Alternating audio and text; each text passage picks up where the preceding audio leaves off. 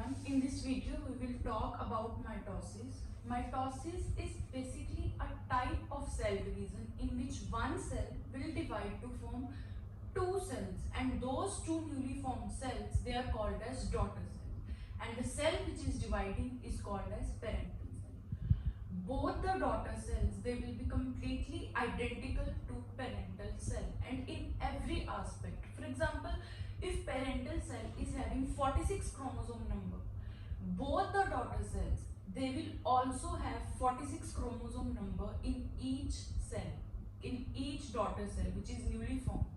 And not only chromosome number, even number of organelles, that will also be same. So those two newly formed daughter cells, they will be completely identical to parental cell. That is why this division, this mitotic division, is also called as equational division. Why equational division? Because see, if this is parental cell which is having 46 chromosomes as in case of human beings, it will give rise to two daughter cells. Okay, this daughter cell and this daughter cell. Both the daughter cells, they will also receive 46 and 46 chromosome number. As both the daughter cells, both of them, they are receiving equal number of chromosomes, or you can say equal content of genetic makeup. That is, we say that mitotic division is an equational division because it is equally distributing the chromosomes between both the newly formed cells. And what is the purpose of mitosis? Mitosis generally will take place in those cells which cells want that yes, we require equational division. For example, skin cell.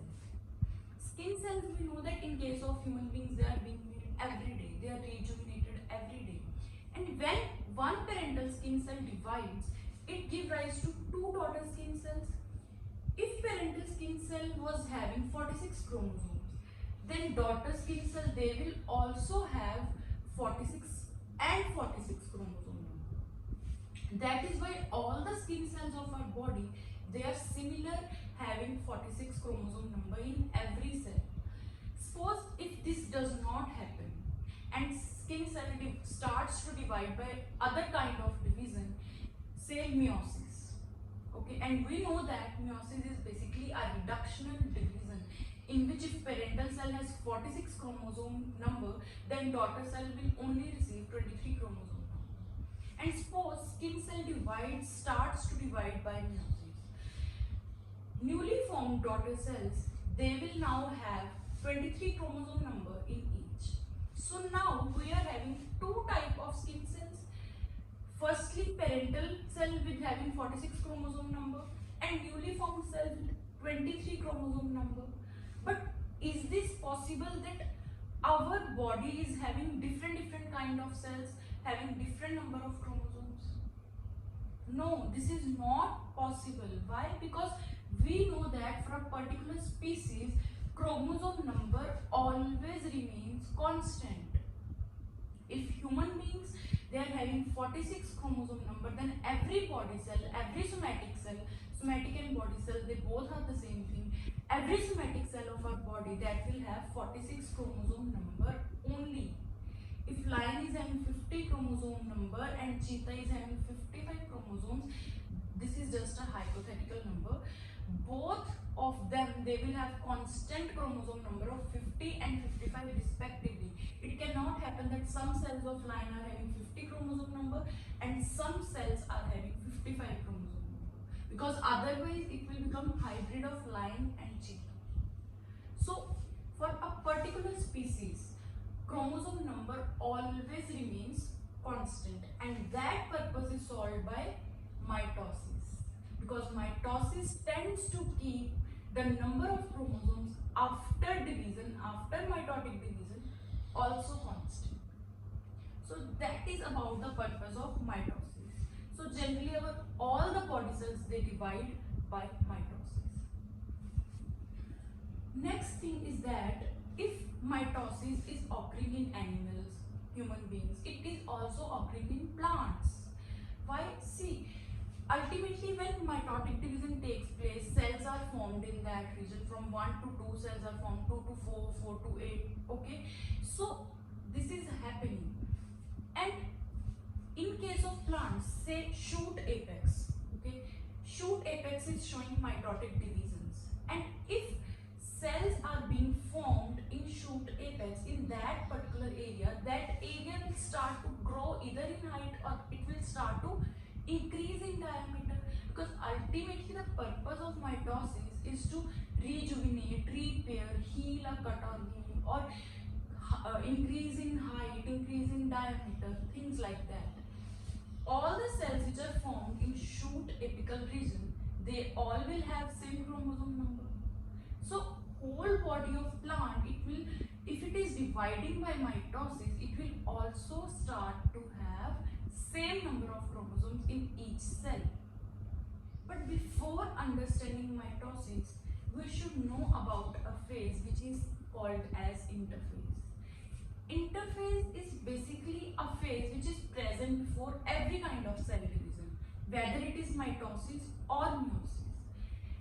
Interphase is also called as preparatory phase, because in this phase cell will start to prepare itself, because it knows that after some time I will have to undergo mitotic division.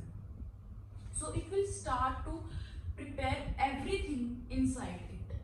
And we know that a single cell is giving rise to two daughter cells. So this parental cell will need to duplicate its every content, okay, whether it is DNA, whether it is number of organelles, everything has to be duplicated. Only then it can divide into two daughter cells. And that duplication of every content, DNA, histone proteins, chromosomes, everything will occur in interphase. That is why we call interphase as preparatory phase. Some people also call interphase as resting phase, because cell is actually not dividing in this phase. But we cannot say it as resting phase. It will be inappropriate. Why? Because every preparation for mitotic division is actually occurring in this phase. Hence, how can we call it as resting phase? Because obviously it is doing something, it is preparing, right? So interphase was called as energy phase later on. This phase is divided into three phases, okay? It is subdivided into three phases, which are G1 phase, S phase and G2 phase. G1 phase is the first phase, which is also called as first growth phase of interphase, and it is very important phase. Why? Because in this phase cell will decide that whether I will enter from G1 to S phase or not. Okay, that it will decide that further it will move to S phase or further cell division or not. If cell will have sufficient assimilatory power, energy source, and that is ATP, right? If cell will have sufficient ATP inside it, then it knows that it can divide. So it will enter from G1 phase to next phase, and that is S phase. But if a cell knows that I do not have sufficient assimilatory power, so I am not able to divide, so it will move from G1 phase to G0 phase. It will show transition from G1 phase to G0 phase. And this G0 phase is basically inactive phase. This G0 phase is basically inactive phase. Why inactive phase? Because in this phase cell will just rest, it will do nothing. Okay, obviously if ATP is not available, that is why it is moving in inactive phase. But this phase is also called as differentiation phase. Now what is differentiation? Differentiation is a process in which cell will start to attain a particular function. That yes, I will be liver cell or kidney cell or brain cell. So differentiation is basically a process in which cell will start to decide that what function will I perform in future, in my future. Okay, so that is called as and that thing will also happen in G0 phase. So that is why G0 phase is also called as differentiation phase sometimes. In G1 phase, other things are also happening. For example, cell will increase in size, nucleus will also increase in size, but the size of nucleus will increase more in size as compared to size of cell. Okay. Now coming on to S phase. S phase is the most important phase of interphase, because this is the phase where actual duplication of DNA content will occur. And in S phase, duplication of DNA will occur. But there is a huge difference if I say that DNA content is duplicating or if I say chromosome content is duplicating. DNA content is duplicating, but number of chromosomes that will still remain same.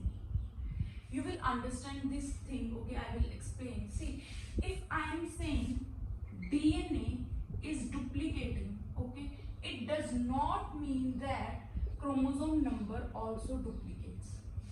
Very important thing, okay? I will explain this. See, we know that DNA wraps around histone proteins, okay, and when this starts to wrap around histone protein, it starts to condense. And this condensation of DNA around histone core will ultimately lead to formation of very condensed structure, which we call as chromosomes. Right? So if this is our histone core or histone proteins, DNA will start to wrap around these histone proteins. And this condensation of DNA will result in formation of very condensed structure, which we call as chromosome. Right? So chromosome is nothing but it is the more condensed version of DNA around histone core. So can I say that chromosome is made up of DNA and histone proteins basically? Right? And if DNA content is duplicating, this duplicated DNA content will start to coil around histone core, and ultimately this duplicated DNA will also give rise to a chromosome or chromatid. Okay, it will also give rise to a new chromosome or new chromatid. And this new chromatid will be completely identical to this older chromosome, as it is duplicated version only. Okay, as it is the duplicated version of DNA only. So these both will decide, older one and new one. They both will decide that we will be joined to each other throughout. So they will join to each other. I will draw it in more open space. If this is our new one, it will start to join with this old one. So they will be joined throughout all the cell division phases all the time, as because they are completely identical. Completely identical means if this older one is carrying capital T in this region, this new one will also carry capital T in this region. Capital T is basically a gene which is for taller height, right? And why I am telling in reference to genes? Because see, we know that DNA is a long polynucleotide chain which is made up of short segments of nucleotides, and those short segments of nucleotides, they are called as genes. So DNA is ultimately made up of genes. So starting from here, see, chromosome is made up of DNA, DNA is made up of genes. So can I draw genes on chromosome directly? So I can say that chromosome is made up of genes also. Okay, so that is why I am drawing here genes, and I am telling you in reference to genes. If this is having capital W here in this region, it will also have capital W. But see, this chromosome, okay, if I draw chromosome like this, and if I draw chromosome like this, there is only one difference, and the difference is this chromosome is having two sister chromatids, but this one is having only one sister chromatid or one chromatid or one arm. Okay, but if we say about number of chromosomes, this is also one chromosome in number, and this is also one chromosome in number. We cannot say that these are two chromosomes. No, they are part of only one chromosome. Still, it will be called as, denoted as only one chromosome. But the only difference is that it is having two chromatids now, and earlier it was having, before S phase, it was having one chromatid. And now you can ask me that why we cannot say that these are two chromosomes, because these are having two chromatids. Why we cannot say that this entire upper one is one chromosome and this lower one is second chromosome? We cannot say. Why? Because this is just the duplicated or duplicated version of previous or older chromatid. So they are joined to each other, and they are still part of only one chromosome because they are joining to each other.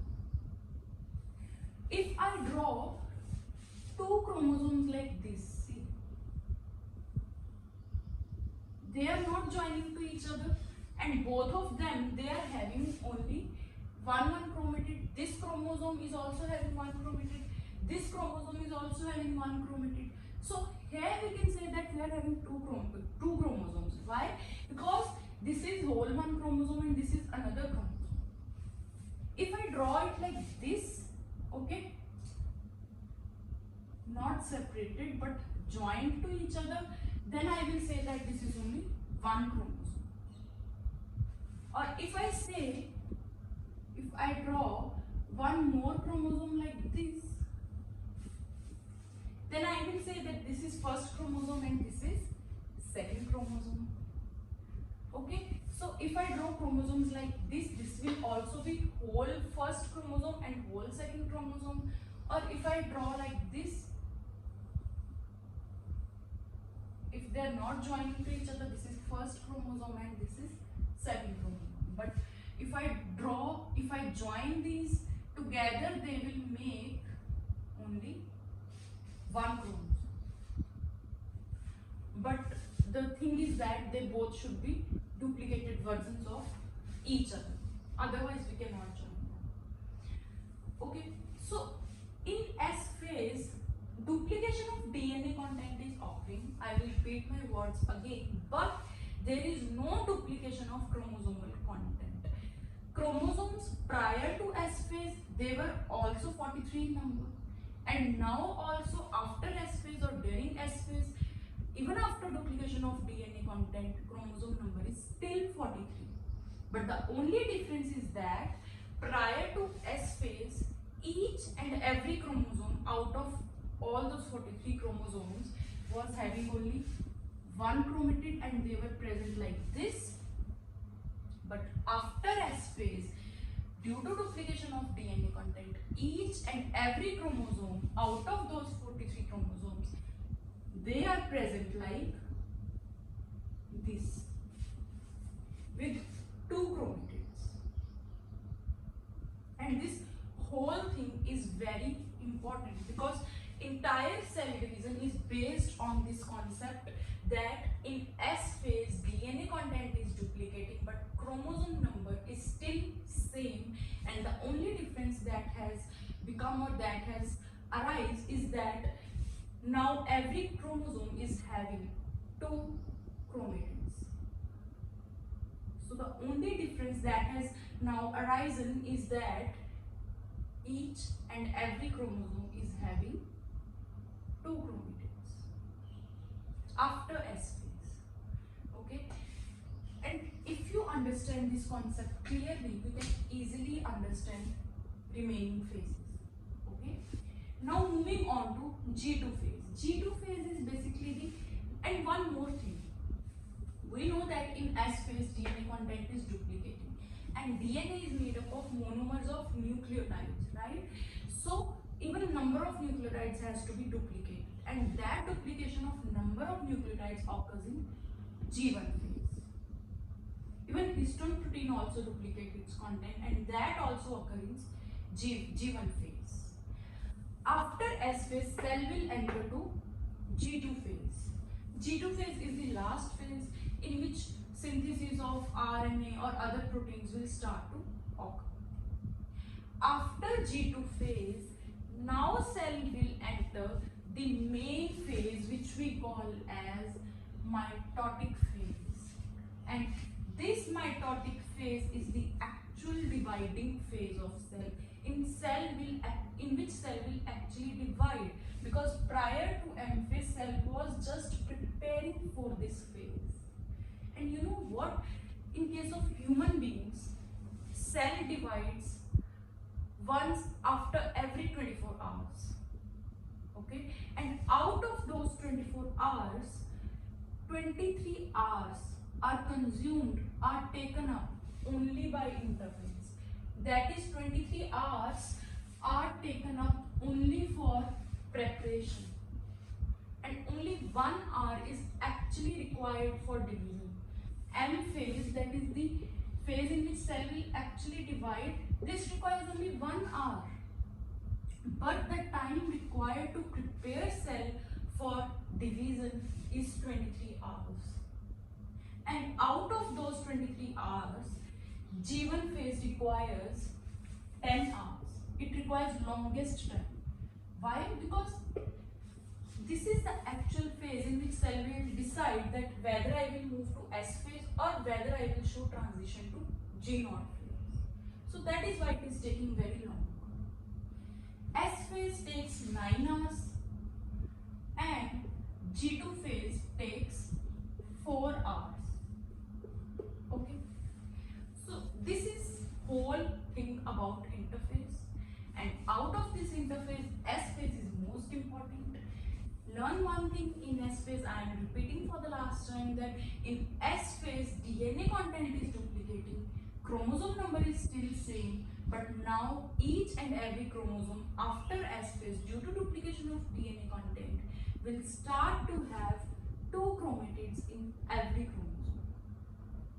Okay, so now we will deal with actual mitotic phase. This mitotic phase is further divided into 2 phases, which are karyokinesis and cytokinesis. Karyokinesis is the phase. Karyo means nucleus, kinesis means division. Cyto means cellular, kinesis again means division.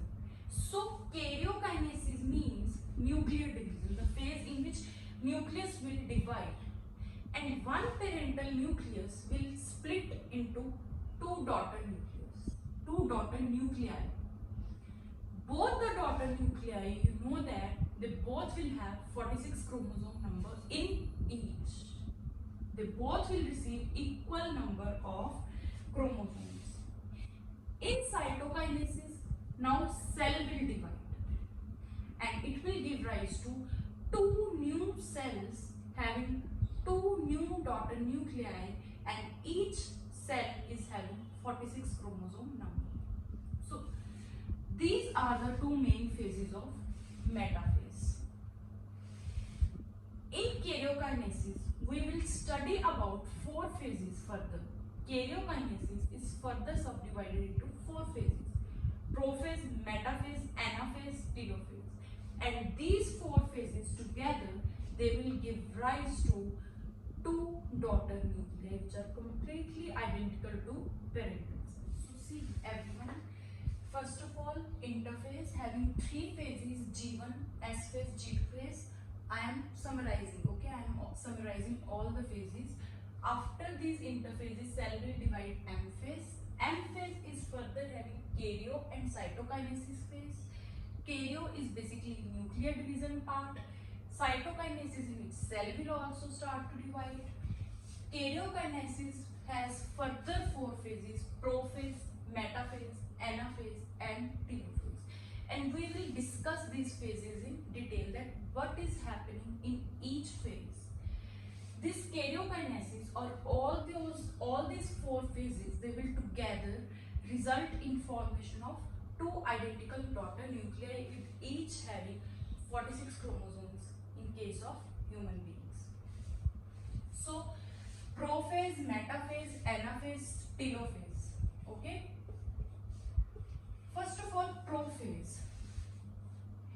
Prophase is the first phase of karyokinesis, and there are 3 to 4 important things occurring in prophase. First of all, in prophase, nuclear membrane will start to disappear.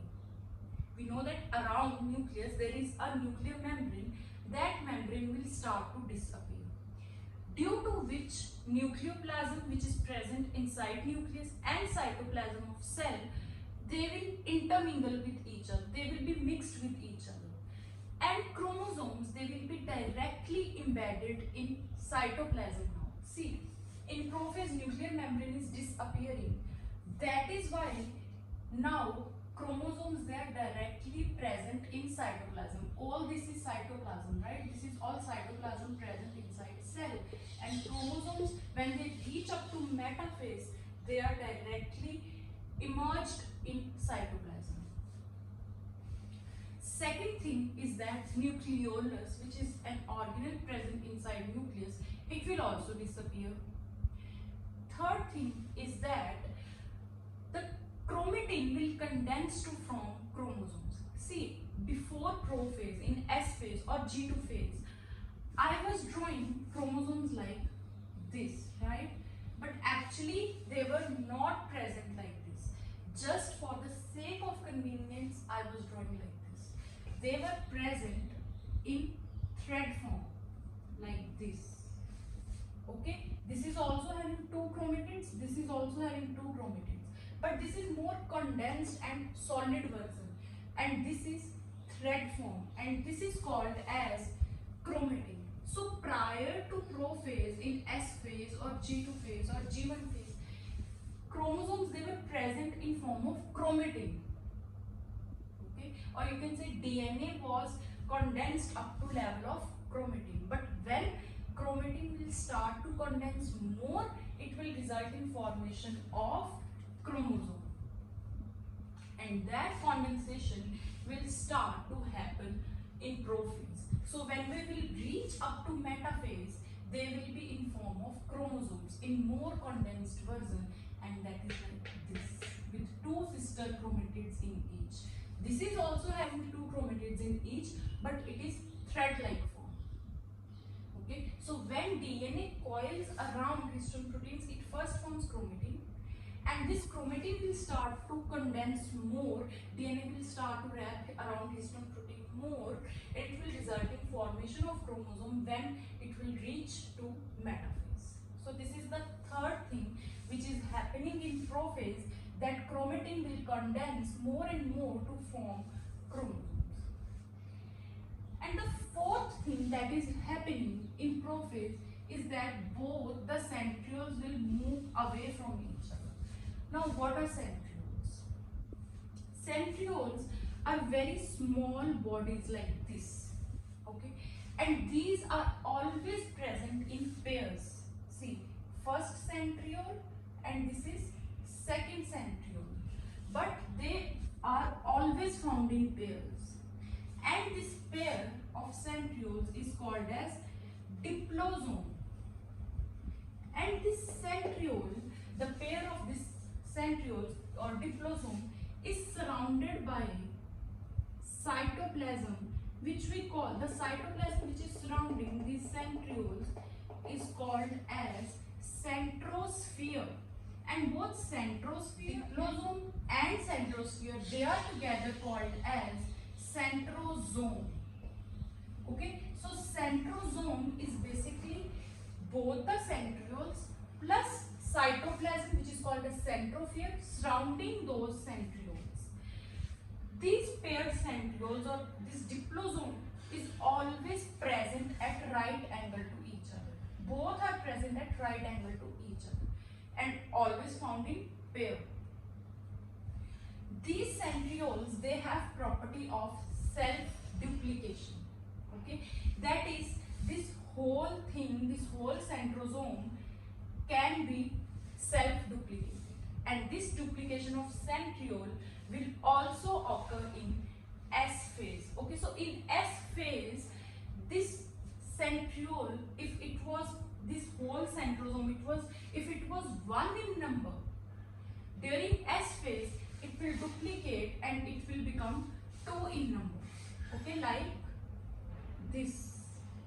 There will be formation of 2 centrosomes, first centrosome and second centrosome. And this duplicated centrosomes, okay, there is one more thing, okay, don't get confused between centrosome and centromere. Centromere is basically a constriction-like thing at which two sister chromatids they are joining. Okay, but centrosome is not a constriction-like thing. It is proper organelle, okay, which is present inside cell, and it has a proper function also. We will discuss about that function. But prior to this, you should know that these centrosomes, they will duplicate in S phase. These duplicated centrosomes, they will start to move away from each other in prophase. See, they will start to move away from each other in prophase towards opposite poles, and when they will reach metaphase, they will be completely at opposite poles. One is present at upper pole and another pair is present at lower pole. So these are the 3 to 4 things happening in prophase. First, nuclear membrane disappearing. Second, nucleolus disappears. Third, chromatin will condense to form chromosomes so that we will find chromosomes when we reach metaphase. Fourth thing is that these centrioles or centrosomes, they will start to move away from each other so that they attain opposite poles when we will reach metaphase. Okay, one pair will present at upper pole and one pair will be lying at lower pole. Now, what is the function of these centrosomes, right? These centrosomes, they help in formation of fine fiber-like structures, okay? And those fiber-like structures, see, if this is centrosome, it will form fine fiber-like structures which will radiate out from it. And these structures, they are called as spindle fibers, or you can also say chromosomal fibers. Okay? These fibers that we are talking about, the spindle and chromosomal fibers, they basically serve to see if this is centrosome, okay, this is also centrosome. What are they radiating out? They are radiating out these spindle fibers or chromosomal fibers. These dotted things are spindle fibers. And these spindle fibers, they are keeping all the chromosomes in one line. See, every chromosome, okay, that is lying at one equal line. So these are, their main function is to keep these chromosomes at equator or at one proper line. Okay, we will talk about equator, we will talk about this in metaphase. And second function of these centrioles is that sometimes they radiate out another kind of fibers also, okay, and another kind of fibers or rays, okay, and we call those rays as astral rays, and these astral rays plus this centrosome, they together are called as an ester. A structure that is formed by astral rays and centrosome together is called as ester. And this ester is present only in case of animals. A for ester, A for animals. This ester-like thing is not present in case of plants. This is very important question. Okay, so this whole cloudy or star-like thing will be present in case of esters, and as such they do not serve any function. Okay, now these centrioles, okay, if we do their ultrastructure, we will not go deeper into their ultrastructure, but at superficial level, I will tell you one thing, that these centrioles, they are made up of one protein which is called as tubulin protein. Okay, and as these centrioles, they are made up of tubulin protein. Okay, so the fibers which they are radiating out, whether they are astral rays or whether they are spindle fibers, okay, both these types of rays or fibers, they will also be made up of tubulin protein. And this is very important question for your PMT or NEET, that spindle fibers or astral rays, they are made up of which protein? And answer is tubulin protein. And one more thing, this tubulin protein is rich in sulfur containing amino acids. That is, as this is protein, and protein is further made up of amino acids, and all those amino acids, they will be rich in sulfur. Okay, and this question is also very important, that tubulin protein is rich in which kind of amino acids? Okay, is rich in sulfur containing amino acids, and this tubulin protein constitutes both spindle fibers and astral rays. Now see, I told you that astral rays or aster, it is a structure which is found only in case of animals. So if I draw animal cell, see this centriole is radiating astral rays out of it. These are astral rays. Okay, but however, if we talk about plant cell, there is no such structure being formed. They are only radiating spindle or chromosomal fibers. If we draw animal cell here, okay, in stage metaphase, it will show esters like this. Okay, we will draw esters like this. But now I have to erase this because this is the plant cell. Okay, we are not talking about animal cells. So now coming on to metaphase. Okay, what will happen in metaphase is that these centrioles, I already told you, they will start to radiate spindle fibers, and these spindle fibers, they will help in keeping, or they will help in bringing all those condensed chromosomes together at one region, and that region is called as equator. Equator is basically the region of cell which is having maximum diameter. Okay, and there is one more important question, that metaphase is the best stage to observe chromosomes under microscope. Why? Because we know that in metaphase, chromosomes, they are completely condensed and they have attained their proper form, size and shape. Prior to metaphase, they were in thread-like form, fibers-like structure, but here they have fully attained their form. That is why metaphase is the best phase to study chromosomes under microscope. Even when you do experiments of onion, you take peel of onion, you see those chromosomes, you observe those chromosomes in metaphasic stage.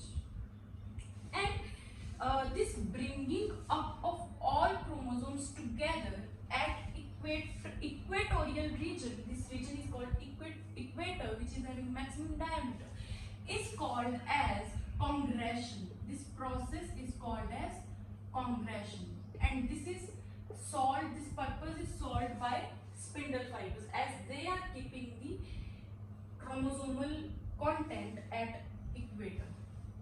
Okay, and another one thing about metaphase is that centromeres, okay, of all these chromosomes, they will come to lie at equator. See, centromere of this chromosome, centromere of this chromosome, centromere of this and this, they all are lying together at this equator.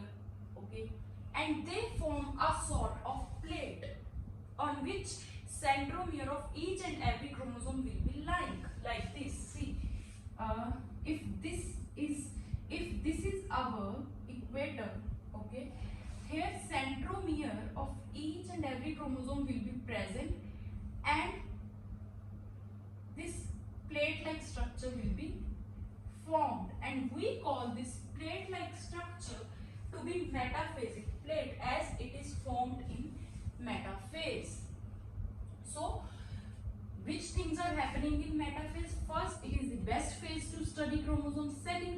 compression is happening. Third thing is that due to compression, metaphasic plate is formed, and on metaphasic plate, centromeres of chromosomes, they are lying. Centromere is basically a constriction thing, okay, basically a constriction thing at which two chromatids, sister chromatids, they join. And if we go into further detail of centromere, okay, this centromere, if this is our centromere, okay, this has two parts further. This centromere is having two parts further, and these two subdivided parts of centromere are called as kinetochores. So each centromere is having two kinetochores, and to each kinetochore of centromere, one sister chromatid joins, like this. If this is centromere and this is having two kinetochores, to upper kinetochore, upper sister chromatid will join, and to lower chromatid, lower sister chromatid will join. So if I am saying that the centromere, which is upper centromere, okay, which is radiating out upper spindle fiber, okay, that upper spindle fiber will join to upper kinetochore of centromere, and that upper kinetochore is joined to upper sister chromatid. See, like this. If this is our upper centromere, okay, this upper centromere is radiating out spindle fibers like this, which will join to upper kinetochore. This upper kinetochore, okay, it is not joined to lower kinetochore, it is joined to upper kinetochore. And this upper kinetochore is further joining to upper sister chromatid.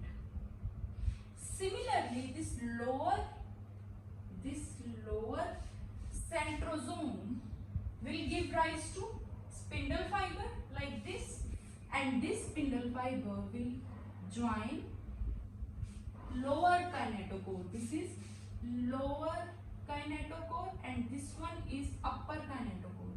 For see, this one is upper kinetochore, which I filled with black color, okay, and this one, which is hollow, which is not filled with black color, is lower kinetochore, and this lower kinetochore is joined to lower centrosome, okay. So one thing you can observe is that the spindle fiber, which is radiating, just for your knowledge, okay, additional knowledge, I am telling you one thing, the upper spindle fiber, okay, which is radiating out from upper centrosome, will reach up to this kinetochore only, okay. It cannot, this spindle fiber is not reaching up to this pole, up to this centrosome.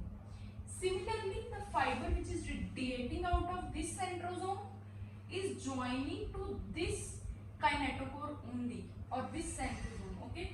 It can, or this centromere, this cannot, or you can say this is not reaching up to this pole. So spindle fibers radiate out from both the poles, and they join to upper and lower kinetochores respectively. Okay, now see, we are done with metaphase. Next phase is anaphase.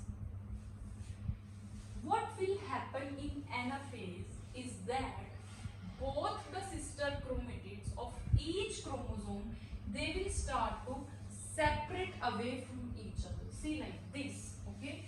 If earlier in metaphase our chromosomes are present like this, right? In anaphase, both these chromatids, they will separate away from each other, okay, and they will be found like this in cell.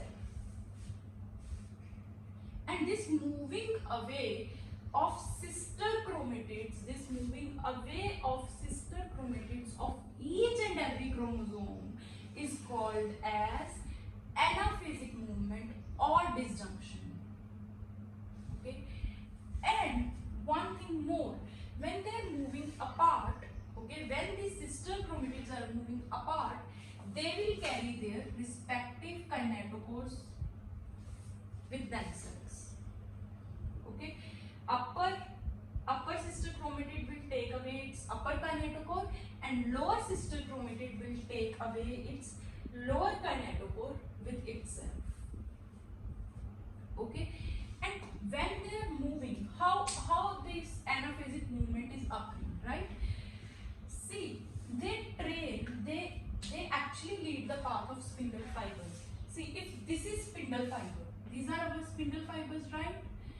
They will start moving this upper chromatid, this upper sister chromatid, it will start moving along or moving on this path of spindle fiber, and ultimately it will reach this point.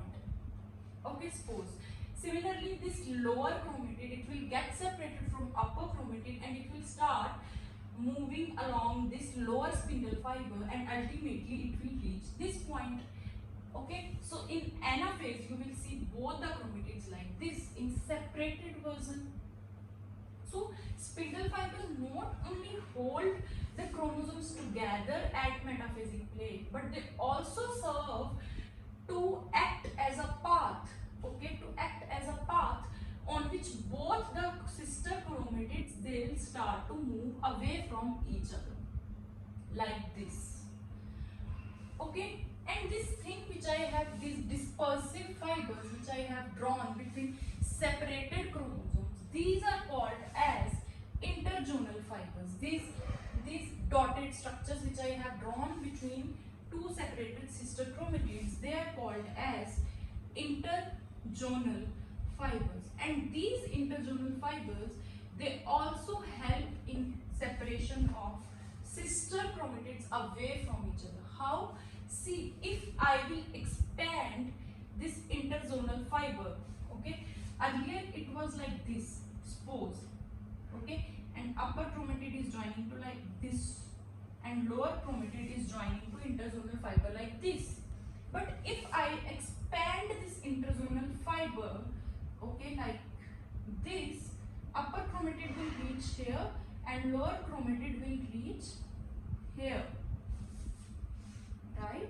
So interzonal fibers, they, when they expand, they help in further moving apart of these chromatids.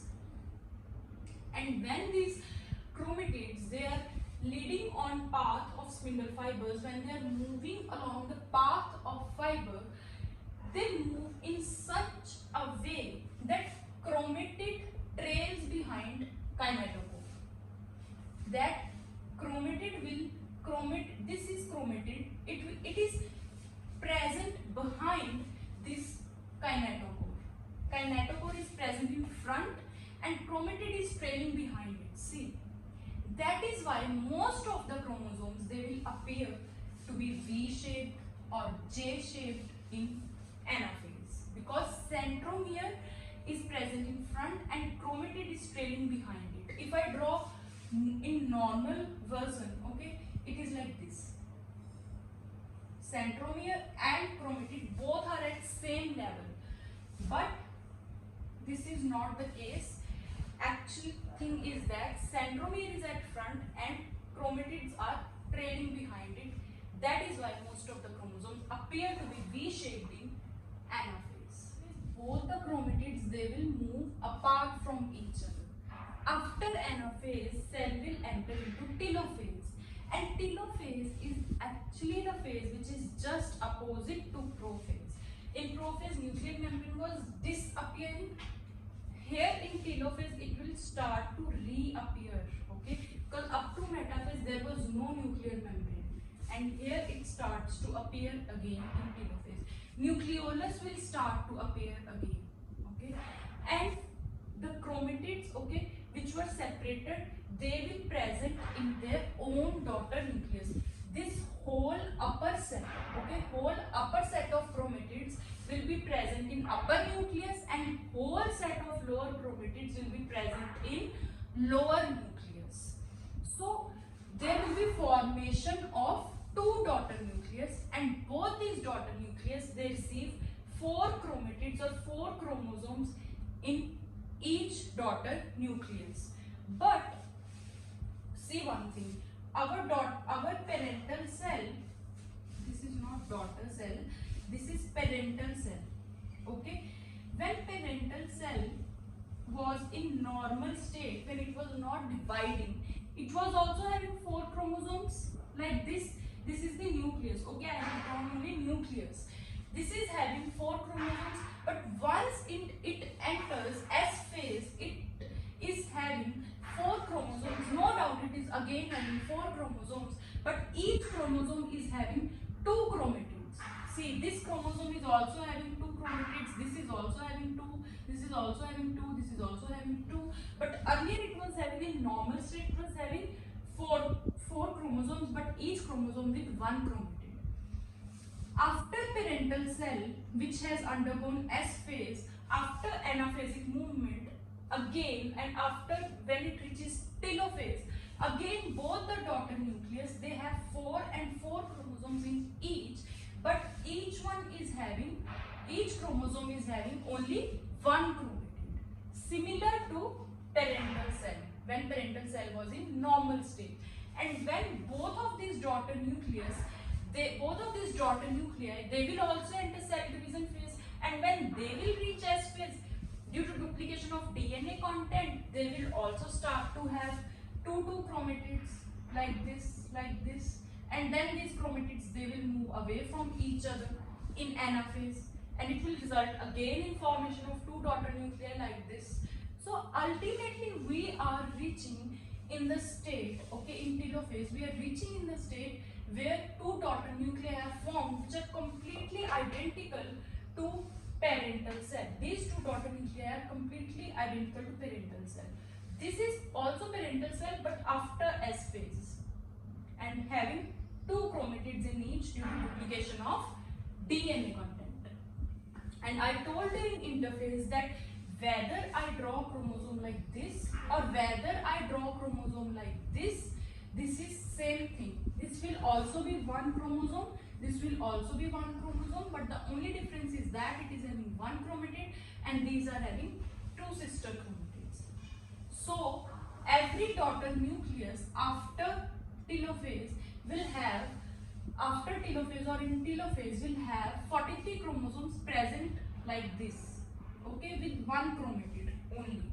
And before telophase, okay, or before anaphase, in metaphase, okay, between S phase and metaphase, chromosomes were present like this. Each chromosome was having 2 chromatids, but they were also 3 in number. Okay, and when telophase is occurring, cytokinesis also occurs side by side. See this constriction. There is a constriction present, and this constriction is indicating, this constriction will deepen, okay, and this constriction is indicating that cell will also divide later on, and it will result in formation of 2 cells, and each cell will have their own daughter nucleus with 4 chromosomes present in each, and each chromosome is having 1 chromatid like normal parental cell. Okay, but yes, this cytokinesis is having various methods. There are various methods by which cytokinesis will take place, like cell plate method, cleavage furrow method, but we will not go deeper into these methods in this video, because otherwise this video will get very long. But for just now, okay, learn one thing, that when telophase is occurring, side by side cytokinesis will start to occur, and it will result in formation of 2 daughter nuclei. So our purpose of formation of 2 daughter nuclei from 1 parental cell of mitosis is solved, and I hope that I was able to make your concept about mitosis a little bit more clearer. Okay, thank you.